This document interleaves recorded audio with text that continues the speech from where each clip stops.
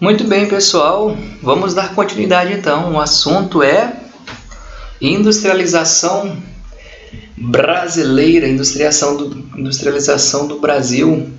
Industrialização essa que é tardia, que foi chamada de substituição das importações. E nós dividimos em etapas para melhor estudar, né? Vamos agora para o período chamado de Era Vargas,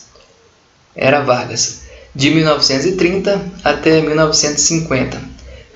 Um dos nomes que você pode encontrar desse período é chamá-lo como período de industrialização ou período da Revolução Industrial, né? Logo de cara já te chama a atenção que esse governo de Getúlio Vargas vai ser considerado extremamente nacionalista. E qual é o contexto, então? Ele vai assumir o Brasil em 1930. Porém, em 1929, nós vamos ter uma crise. A crise da Bolsa de Valores de Nova York. Uma crise que vai afetar diretamente a economia dos Estados Unidos e também a economia da Europa. Estados Unidos, um dos maiores compradores do café brasileiro. A Europa também, um continente que comprava muito café do Brasil. E o perfil econômico do Brasil nesse momento, exportador de café, exportador de produto primário, né? Um setor primário muito forte. Então essa crise ela vai provocar a redução das exportações do café. O governo brasileiro vai até fazer um momento de queima do café, ele vai queimar o café justamente para tirar o café do mercado, porque aí a oferta desse café iria diminuir, consequentemente pela lei, né, pela ordem do capitalismo, tem pouco produto no mercado e tem muita procura, o preço dele aumenta, ele tentou fazer isso, né? Então nós vamos ter aquilo que foi chamado de substituição de importações. Este é o modelo de industrialização que ocorreu no Brasil. Substituição de importações. Então, tudo aquilo que o Brasil precisava, ele importava. Vão acontecer fatos aqui que vai fazer com que esse Brasil deixe de importar e comece a fabricar o que ele precisa aqui dentro do território nacional. Então foi marcado pela Revolução de 1930, que o Getúlio Vargas vai chegar ao poder. E é interessante que Getúlio Vargas vai afastar essas oligarquias tradicionais que representavam os interesses agrários comerciais. Então aqueles barões, né, inicialmente ali, por exemplo, os barões do café, aquelas oligarquias em que a maioria era resistente a esse processo de industrialização do Brasil, até porque eles já estavam faturando muito dinheiro com a venda do café. Então, por que mudar? Isso até chegar essa crise em 1929. Vai haver a substituição de mão de obra imigrante pela nacional, formada no Rio de Janeiro e em São Paulo, em função do êxodo rural. Atenção que não vai ser mão de obra escrava não, tá? Não vai ser a mão de obra escrava não. Vai ser exatamente o êxodo rural. Como o café estava em crise, as pessoas não tinham emprego no campo, então vão migrar para a cidade em busca desse emprego. E aí vai ter o processo de industrialização, elas vão encontrar emprego.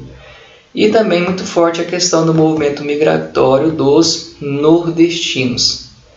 Isso dentro, então, da Era Vargas. Vai lembrar da crise de 1929, o Brasil deixa de exportar café para os Estados Unidos e para a Europa, e então começam a ser implementadas medidas para se industrializar o nosso território. Então, quais são essas medidas? Getúlio vai investir muito forte na infraestrutura industrial, indústria de base e energia. A indústria de base, justamente o nome já fala, é aquilo que dá base para se fazer outras coisas. A exemplo é siderurgia, metalurgia, a extração do minério de ferro, a transformação do minério de ferro, é isso. Então, quais são as ações feitas dentro da Era Vargas?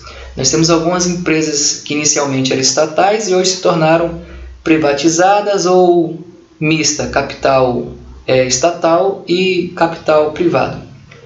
Então nós temos a CNP, Conselho Nacional do Petróleo, criada em 1938, a CSN, que é a Companhia Siderúrgica Nacional, em 1941, a Companhia Vale do Rio Doce, hoje só Vale, né?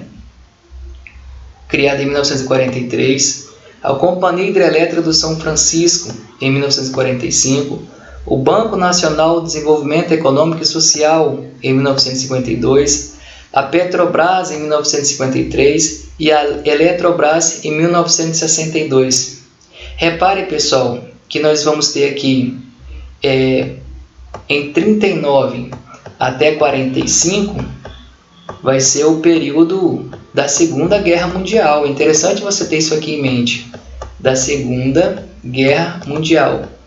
E de 46 para frente, ou de 45 para frente, se você preferir, nós vamos ter aquilo que chamamos de período de Guerra Fria. Lembra do período da Guerra Fria? A disputa de poder e de influência, a disputa pelo poder e pela influência entre o capitalismo defendido pelos Estados Unidos e o socialismo defendido pela União Soviética. É bom você ter essa contextualização do que estava acontecendo no mundo. Então aqui até o fim da Segunda Guerra Mundial, nós temos essas estatais que foram criadas, e aí pós Segunda Guerra Mundial, no período de Guerra Fria, nós temos essas empresas aqui. É bom você ir puxando pela sua memória para ir relacionando com o que você já estudou, por exemplo, dentro de História, acredito eu. Vamos ver as características de algumas dessas estatais. CNP, criada em 1938, aqui fala 1939, esse é o ano que ela entra em vigor. É um órgão do governo que tem por característica regulamentar a indústria do petróleo e gás natural do território brasileiro. Pode ser considerada como primeira iniciativa objetiva do governo para cuidar desse bem natural do país, que era o petróleo. Com a criação da Petrobras, em 1953, parte das funções do CNP passou a ser incorporada por esse novo estatuto, até que em 1960 o Conselho acabou e foi incorporado, então hoje ele não existe, mas ele foi incorporado ao Ministério de Minas e Energia, que é o órgão responsável pelas políticas nacionais da indústria de petróleo e derivados. CSN, Companhia Siderúrgica Nacional, criada em 1941, dentro do governo de Getúlio Vargas, né? Só para poder fazer uma analogia aqui com a história, é um período chamado de Estado Novo, que foi de 37 até 45. Foi criado através do acordo diplomático denominado Acordo de Washington, feito entre os governos brasileiro e estadunidense. Repare, pessoal, em 41, período aí que estava na Segunda Guerra Mundial, então o Brasil cria a Companhia Siderúrgica Nacional e em acordo com os Estados Unidos. Isso mostra que o Brasil sempre esteve alinhado e aliado, né, dos Estados Unidos. Então o que previa aqui a CSN e esse acordo de Washington? Previa a construção de uma usina siderúrgica que pudesse fornecer aço para os aliados, e aí aqui nós estamos falando da Segunda Guerra Mundial. Quem eram os aliados? Estados Unidos, Reino Unido, França e União Soviética. E na paz, né, havendo a paz, a CSN ia ajudar no desenvolvimento do Brasil. Os fundos norte-americanos vieram através do Export-Import Bank of the United States, né, um inglês meio goiano, mas saiu, pois a iniciativa privada daquele país não se interessou. E ela foi privatizada em 1993. Mas é interessante você saber que a CSN, que foi criada dentro do governo de Getúlio Vargas, esteve diretamente ligada aí nesse processo nesse período, melhor dizendo, da Segunda Guerra Mundial. A Vale, como nós conhecemos hoje, ou Companhia Vale do Rio Doce, até 2007 era a Companhia Vale do Rio Doce. Depois ela vai mudar de nome, né? Vai ser privatizada, vai passar a ser chamada de Vale. É uma mineradora multinacional brasileira e uma das maiores operadoras logísticas do país, uma das maiores empresas de mineração do mundo e também a maior produtora de minério de ferro, de Pelotas e de níquel. Também produz manganês, ferro-liga, cobre, bauxita, potássio, caulin, alumina e alumínio. No setor de energia elétrica, a empresa participa em consórcios e atualmente opera 9 usinas hidrelétricas no Brasil, no Canadá e na Indonésia. Isso que justifica que ela é, ou exemplifica que ela é uma transnacional brasileira. Criada para a exploração de minas de ferro na região de Itabira, no estado de Minas Gerais, em 1942, no governo de Getúlio. A Vale hoje é uma empresa privada de capital aberto, quer dizer que ela pode receber investimentos. Opera em 14 estados brasileiros e nos 5 continentes e possui cerca de 2.000 quilômetros de malha ferroviária e 9 terminais portuários próprios. A Vale consome cerca de 5% de toda a energia produzida no Brasil. Em 24 de outubro de 2006, a Vale anunciou a incorporação da canadense Inco, a maior mineradora de níquel do mundo, que foi efetivada no decorrer de 2007. Então, a parceria da Vale com a Inco. E esses números aqui comprovam que essa empresa é muito forte. Em janeiro de 2012, foi eleita como a pior empresa do mundo. Em que aspecto, professor? Direitos humanos e meio ambiente. Premiação. Isso em 2012. Depois disso aqui, o que aconteceu? Você já sabe. Ficou marcada negativamente no Brasil e no mundo pelos desastres ambientais de Mariana em 2015 e Brumadinho em 2019, ambas no estado de Minas Gerais. Nos 2 casos, houve rompimento das barragens pertencentes à mineradora, deixando centenas de vítimas desaparecidas em meio aos rejeitos de mineração. Então, a Vale, desculpe o trocadilho, mas é uma empresa que arrebenta em todos os sentidos, Vamos para a Companhia Hidrelétrica do São Francisco, em 1945, já findando a Segunda Guerra Mundial. CHESF é uma sociedade anônima de capital aberto e que atua na geração, transmissão de energia em alta e extra-alta tensão, explorando a bacia hidrográfica do São Francisco, com sede no Recife. Com a reestruturação do setor elétrico na década de 1960, tornou-se uma subsidiária da Eletrobras, vinculada ao Ministério de Minas e Energia. Quer dizer, ela está associada diretamente à Eletrobras. Tem a missão de produzir, transmitir e comercializar energia elétrica para a região nordeste do Brasil. Banco Nacional de Desenvolvimento Econômico e Social, BNDES, 1952, período da Guerra Fria. Já no segundo governo de Getúlio Vargas, inicialmente surge como Banco Nacional de Desenvolvimento Econômico.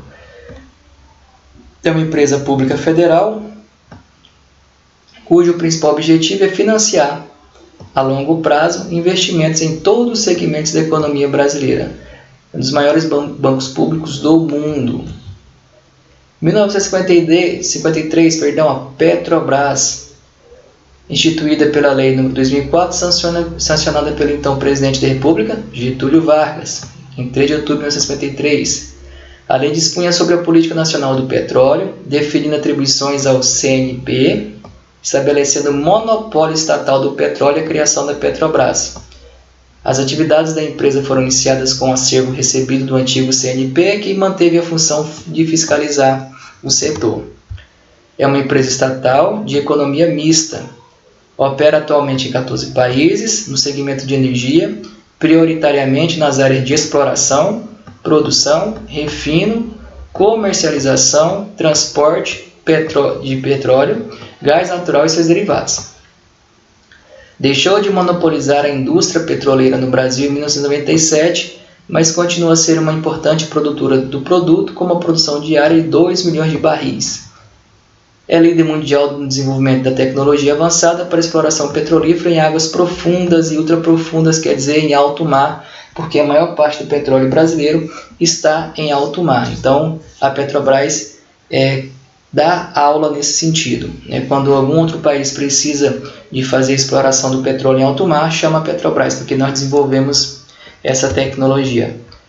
Eletrobras, 1962, é uma sociedade de economia mista e de capital aberto sob controle acionário do governo federal brasileiro, criada para coordenar todas as empresas do setor elétrico, atua na geração, transmissão e distribuição, responsável por 37% do total da capacidade de geração do país. A Eletrobras tem capacidade instalada de 42.080 MW, 164 usinas piriri pororó. 128 térmicas, sendo 2 termonucleares. Proposta em 1954, o projeto enfrentou intensa oposição no Congresso Nacional. Em 25 de abril de 61, 7 anos depois, o então presidente Jânio Quadros assinou a lei que autorizava a União a construir a Eletrobras. Então ela foi pensada no governo de Getúlio, mas iniciou suas operações já no governo de Jânio Quadros. Já no governo de Goulart, a empresa recebeu a atribuição de realizar pesquisa e projeto de usinas geradoras, assim como linhas de transmissão e subestações, suprindo assim a crescente demanda de energia elétrica enfrentada pelo Brasil. Possui mais de 58 mil quilômetros de linhas de transmissão, o que corresponde a 57% do território nacional. A empresa também promove o uso eficiente de energia e combate ao desperdício por intermédio do Programa Nacional de Conservação de Energia Elétrica, Procel. Pode pegar o seu aparelho eletroeletrônico aí na sua casa e ver que ele tem um símbolo da Procel, né? Tem aquelas letras lá, aquele selo da Procel A, B, C, D, E, para mostrar a questão do consumo. Faz essa curiosidade aí, vai lá, se não tiver tirado o selo, tá lá dizendo se o aparelho consumir muito ou pouca energia. Certo, pessoal? Então, essas foram as ações. Professor, eu tenho que memorizar tudo isso aí? Claro que não. Eu só quis mostrar para você a grandeza dessas empresas que foram criadas nesse governo nacionalista do então Getúlio Vargas, naquilo que nós chamamos de Era Vargas. Professor, então não foram os barões do café que investiram na indústria, não. Sabe por quê, pessoal? A indústria pesada, a indústria de base de energia, exige muito investimento e o retorno o retorno que você vai ter é a longo prazo. Imagine você, vamos investir na indústria aqui, eu preciso de ferro. O que nós temos que fazer? Começa a cavar aí para achar ferro, Começa a cavar aí para poder achar petróleo. Não é assim, existe todo um trabalho de prospecção, um trabalho geológico, um trabalho de você saber se ali existe realmente um minério. Então, exige muito investimento, exige muito dinheiro, e é por isso que a maior parte das vezes fica a cargo do governo fazer isso. E no caso do Brasil foi o governo de Getúlio Vargas. Aí é claro que os barões do café, com a crise de 29, tendo todo esse dinheiro acumulado da venda do café, vão entrar nessa onda da industrialização, mas investindo naquela indústria, na indústria que não vai exigir tanto dinheiro assim, como a indústria de beneficiamento, de tecidos, de sapatos, essas coisas que não exigem tanto investimento. Então lembra aí, processo de industrialização no Brasil, muito forte dentro do governo de Getúlio Vargas, a partir da década de 30, porque, professor, porque teve a crise de 1929, o Brasil deixou de exportar café, de onde o Brasil importava produtos industrializados, que era da Europa, por exemplo, vai entrar na Segunda Guerra Mundial, e aí ele começa a fazer esses investimentos na sua indústria. Próximo governo agora, nós vamos fazer 2 governos hoje, tá? Esse é o último. O governo de JK, Juscelino Kubitschek, de 1956 a 1961, pode ser chamado do período de internacionalização. Então já te dá a ideia que abriu as portas do Brasil, internacionalizou o Brasil, ou pode ser chamado de Segunda Revolução Industrial. Se o governo de Getúlio Vargas era nacionalista, de JK, desenvolvimentista. É a característica do governo de JK. Ele vai implementar um plano de metas E a frase marcante do governo dele é: desenvolver o Brasil 50 anos em 5. Aquilo que o Brasil não se desenvolveu em 50 anos, ele vai desenvolver em 5. Getúlio Vargas dá o pontapé inicial. JK, para fazer esses 50 anos em 5, vai abrir a economia do Brasil ao capital estrangeiro. O que significa isso aqui? É a entrada das transnacionais. Vai aumentar a produção do petróleo, aumentar a potência de energia elétrica instalada, visando assegurar a instalação de indústrias, e vai desenvolver o setor rodoviário. Houve um grande crescimento da indústria de bens de produção, que cresceu 370% contra 63% das bens de consumo. Então vamos lá. Plano de metas do JK, esse governo desenvolvimentista. Um por um aqui. A indústria automobilística, com incentivos fiscais. A VEMAG, instalada em São Paulo, foi a primeira fábrica a produzir veículos genuinamente nacionais. Foram também instaladas fábricas da Volkswagen, Mercedes-Benz, Willys, Overland, General Motors e Ford. Em 1957, os automóveis da Volkswagen no Brasil começaram a ser fabricados inteiramente no nosso país. Por isso que aqui fala, pessoal, que vai desenvolver o setor rodoviário. Se vai abrir o Brasil para a entrada dessas indústrias automobilísticas, se ele vai falar assim, venha para o Brasil, se tem automóvel, tem que ter estrada, no mínimo pavimentada. Então, por isso que o Brasil vai, quando você pega o mapa rodoviário do Brasil, você vê que a malha rodoviária é muito maior, por exemplo, que a malha ferroviária. Lembrando a você que países de dimensões continentais, como Brasil, Estados Unidos, Rússia, China, Índia, o modal de transporte, o modelo de transporte indicado são as ferrovias, porque é muito mais barato do que as rodovias. Agora ele precisava de desenvolver o Brasil 50 anos em 5.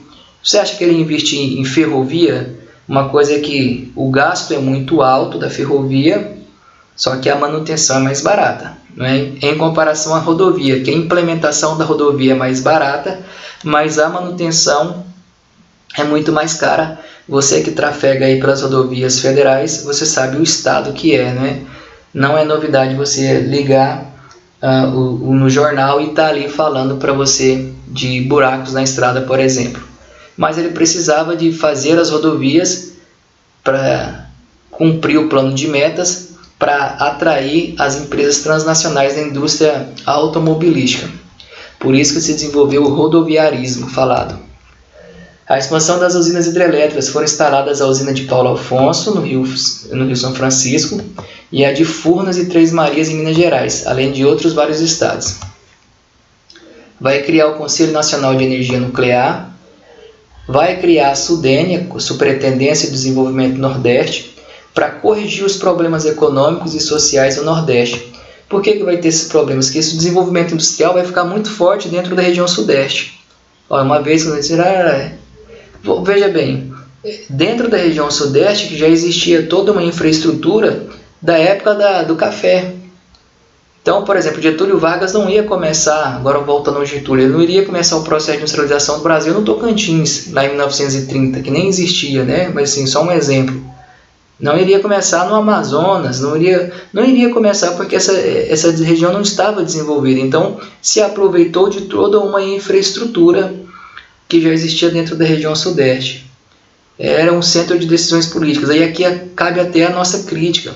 Essa oligarquia, esses barões do café, essas pessoas que estavam ligadas diretamente à agricultura brasileira, vão ser os que vão investir na indústria e vão ser os que vão formar essa classe, por exemplo, essa classe urbana do Brasil, que vai se envolver na política, que vai chegar a ser deputado, senador e por aí vai.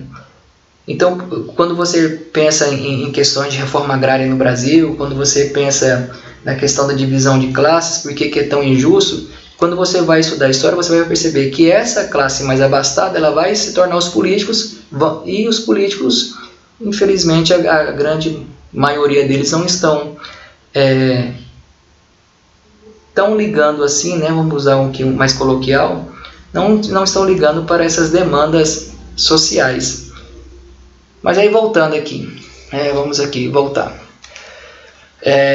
Vai ter expansão da indústria do aço, a criação do Ministério de Minas e Energia, que foi instalado apenas no governo seguinte, e eram 31 metas, né? O plano de metas, não sei se eu falei, se não falei, estou falando, eram 31 metas. Inicialmente era 30, e esse 1 aqui foi a construção de Brasília.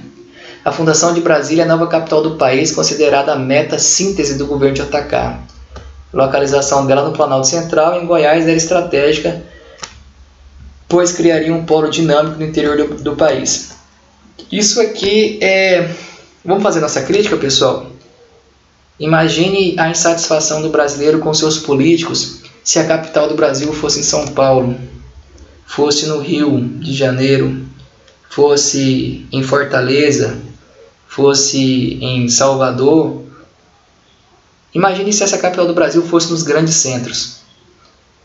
Imagine a quantidade de pessoas que estariam protestando. Quando eles migram a capital do Brasil para a região central do país, nossa, olha a dificuldade. Imagine você, pessoal, vamos fazer uma manifestação lá em Brasília? Vamos. Olha a distância que está o Planalto Central brasileiro, Brasília, em relação aos grandes centros populacionais do Brasil. Então isso, de certa forma, foi meio que estratégico. Aqui diz que é para desenvolver a região centro-oeste do Brasil, criar um polo dinâmico, dizer que ficaria na mesma distância entre todas as capitais, ficaria na região central e etc. Mas nós sabemos, né, que isso aqui teve segundas intenções. Realização do plano de metas. Outros investimentos estatais. No setor siderúrgico, investimento da Companhia Siderúrgica Nacional e na Abelgo Mineira, capital misto com crescimento de 80%. No setor de comunicações, criação da Embratel. No setor energético, investiu na Eletrobras para duplicar a produção. No setor da saúde, aumentou 70% os leitos em hospitais. Na educação, investimentos na educação profissional, exemplo Cefet, e a criação da UNB com sistema de crédito. Na agricultura, expansão da fronteira agrícola, menor crescimento do plano 40%. Moradia popular e saneamento básico, investimento concentrados na região sudeste. Transporte, rodoviarismo, característica do JK, com a construção de grandes rodovias, exemplo da Belém Brasília. Isso aqui são exemplos das outras metas. Você deve estar empolgado aí, né? Nossa, JK realmente foi o cara. Mas só que ele fez todo esse investimento, não foi com capital nacional, né? Não foi com dinheiro vivo aqui do Brasil. Ele contraiu muitos empréstimos. Você na sua casa aí, vocês têm um padrão de vida. Você tem um padrão de vida. Você pode pegar um empréstimo e você pode fazer obras de infraestrutura na sua casa. Você pode construir a sua piscina, você pode construir um sobradinho, você pode fazer o que você quiser com o dinheiro emprestado. Agora, você tem condições de pagar esse juro ou não tem condições? E aí o Brasil, o JK, né, na verdade, vamos falar assim, vamos dar nome aos bois, o JK, para poder fazer todos esses investimentos, ele apenas pegou o dinheiro emprestado, não se importando de que maneira, né, não se importando como é que pagaria, e o Brasil vai contrair uma dívida eterna, né, que vai demorar muitos anos para ser paga. Olha as críticas aqui. O plano de metas não se preocupava com a má distribuição da renda e não contemplava gastos sociais, além de uma meta de treinamento e formação de pessoal técnico. Pessoal técnico, né? Quer dizer, não, vamos passar para o próximo estágio, seria aí as universidades, né? Os doutorados da vida, não ficar apenas no nível técnico, né? Isso foi dentro do governo de JK, foi muito forte. O processo de industrialização ficou concentrado na região Centro-Sul. Que região Centro-Sul é essa, professor? Imagine o território brasileiro, vai ser assunto seu ainda esse ano, sobre a regionalização do Brasil. É uma regionalização geoeconômica. Pega aqui o sul do estado Tocantins, Goiás, região centro em direção ao sul. Regionalização feita com critérios econômicos. E apenas com a criação da SUDENE, em 59, se viu a preocupação de dinamizar as antiga região agrária exportadora. A expansão industrial do país e a consolidação da industrialização exigiu demais pesquisas públicas, levando a uma aceleração da inflação. O plano de metas alterou completamente a estrutura industrial e produtiva do país, consolidando a industrialização pesada. Além do rápido crescimento econômico, a infraestrutura e construção de Brasília levaram o país a um novo patamar do mundo. Aqui são os pontos positivos, né? São os resultados. O Brasil havia se tornado um país industrializado e uma sociedade urbana em massas. E aí, quando falo urbano, eu sei que o Brasil se tornou um país urbano em 1970, né? De massas das mais modernas do mundo. E aqui está o organograma. Depois você pode parar o vídeo aí e fazer uma leitura mais aprofundada do plano de metas de JK. E aí, para poder implementar esse plano de metas, o JK vai se valer daquilo que nós chamamos de tríplice aliança ou tripé econômico, né? Como é que ele vai fazer tudo isso? Como é que ele fez? Porque você já ouviu a explicação. Indústria de base, indústria de bens de consumo não duráveis e indústria de bens de consumo duráveis. Quem vai ficar com o quê? O capital privado vai investir aonde? O capital estatal vai investir aonde? O capital privado estrangeiro vai investir aonde? Então, as indústrias de base ficaram com a responsabilidade do investimento do capital do Estado. Quando eu falo Estado, E maiúsculo, eu estou falando de país. O país, né? O governo de JK iria investir nas indústrias de base. De produtos não duráveis, capital privado nacional. E aqui, por exemplo, citamos aí todos os barões do café que tinham esse dinheiro para poder fazer investimento no setor secundário. Indústria de bens de consumo duráveis, capitais privados internacionais. Isso aqui representa bem a questão das transnacionais dentro do Brasil. Exemplo aqui das estatais, Petrobras, a Companhia Siderúrgica Paulista, que é a COSIPA, a Usiminas, Usina Siderúrgica de Minas Gerais, a Companhia Siderúrgica Nacional, entre outras. Ou seja, aquela indústria pesada, a siderurgia e metalurgia ficou de responsabilidade do Estado. Volto à explicação, porque o retorno é a longo prazo, né?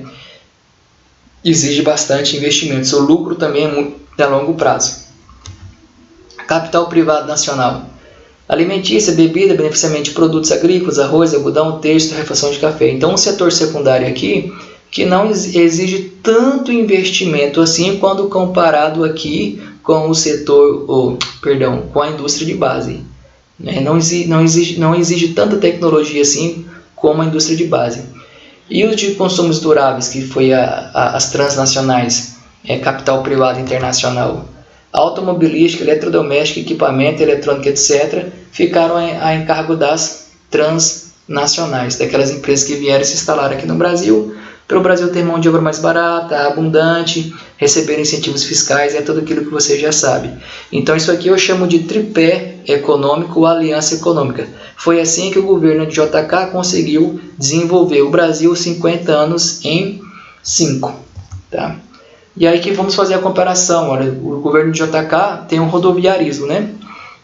Malha rodoviária em comparação com a malha ferroviária. E a característica das ferrovias do Brasil é sempre ser de um ponto de exploração de algum minério para o porto, né, para ser aí exportado. As nossas ferrovias aqui não têm a característica de ligar para fazer transporte de passageiros, por exemplo. Seria muito mais barato para você viajar ao Brasil de ferrovia, se nós tivéssemos aqui implementado a malha ferroviária. Mas o governo de JK implementou o rodoviarismo. E a maior parte das nossas rodovias estão na região centro. Vamos fazer região centro-sul aqui, mais ou menos. Região centro-sul. Muito bem. Aí tem o Gurgel. Gurgel foi o último, talvez o único pioneiro de uma indústria automobilística de raízes brasileiras. Tão sonhador quanto empreendedor, era personalista, carismático, polêmico e visionário. E fabricou aqui o BR-800 SL, que foi um carrinho totalmente feito com tecnologia nacional, mas Gurgel não sobreviveu, porque não sobreviveu, a sua indústria não sobreviveu, porque o JK abriu as portas do Brasil para a entrada de empresas transnacionais automobilísticas, que já vinham com toda uma tecnologia e receberam muito mais incentivos fiscais do que esse carrinho aqui que era nacional, Se JK tivesse dado moral para Gugel, talvez hoje nós teríamos realmente carros com tecnologias nacionais, né? Não vou aprofundar muito, depois você pode dar um Google aí, pesquisar sobre o Gugel, é bem bacana falarmos dele. Hoje existe a marca, um grupo de empresários comprou essa marca, claro que o Gugel já morreu também, existe a marca, mas parece que essa marca está sendo utilizada em motos aquáticas, se não me engano.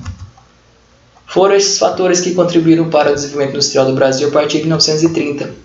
Grande êxodo rural devido à crise do café, a redução das importações, por isso que o modelo de industrialização do Brasil é o de substituição de importações em função da Segunda Guerra Mundial e aumento das exportações devido à Segunda Guerra Mundial.